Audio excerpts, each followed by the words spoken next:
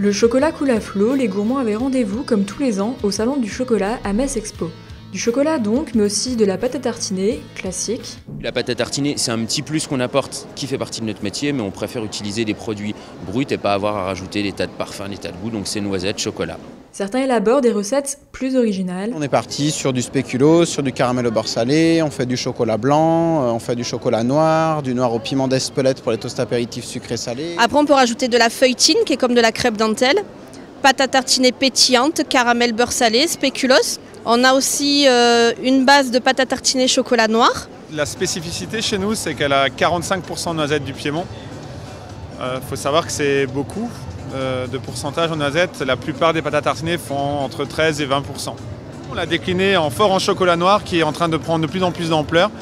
Depuis la polémique qui a touché la célèbre entreprise italienne qui utilise de l'huile de palme dans sa pâte à tartiner, certains artisans insistent sur l'absence de cette huile végétale dans leurs produits. Les gens savent que de manière générale, chez un artisan, ils vont acheter un produit qualitatif.